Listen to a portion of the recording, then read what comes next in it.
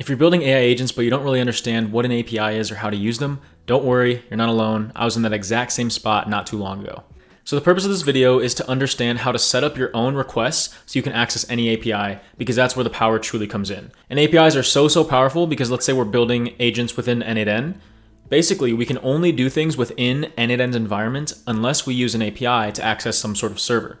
So whether that's like a Gmail or a HubSpot or Airtable, whatever we want to access that's outside of n8n's own environment, we have to use an API call to do so.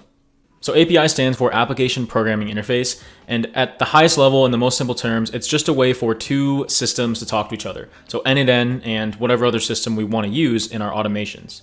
Okay, so I said we're going to make this as simple as possible, so let's do it. What we have here is just a scenario where we go to a restaurant. So this is us right here, and what we do is we sit down and we look at the menu and we look at what food that the restaurant has to offer. And then when we're ready to order, we don't talk directly to the kitchen or the chefs in the kitchen, we talk to the waiter. So we'd basically look at the menu, we'd understand what we want. Then we would talk to the waiter and say, hey, I want the chicken parm. The waiter would then take our order and deliver it to the kitchen. And after the kitchen sees the request that we made, and they understand, okay, this person wants chicken parm, I'm gonna grab the chicken parm, not the salmon, and then we're basically gonna feed this back down the line through the waiter, all the way back to the person who ordered it in the first place.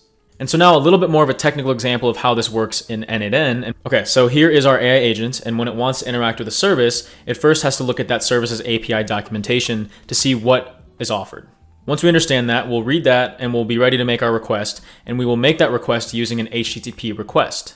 From there, that HTTP request will take our information and send it to the API endpoint. The endpoint will look at what we ordered, and it will say, okay, this person wants this data, so I'm gonna go grab that, I'm gonna send it back to the HTTP request, and then the HTTP request is actually what delivers us back the data that we asked, and we know that it was available because we had to look at the API documentation first. So I hope that helps. I think that looking at it visually makes a lot more sense, especially when you hear, HTTP, API, endpoint, all this kind of stuff. But really, it's just gonna be this simple. If you wanna watch the full breakdown, all you gotta do is click right here, and I'll see you guys over there.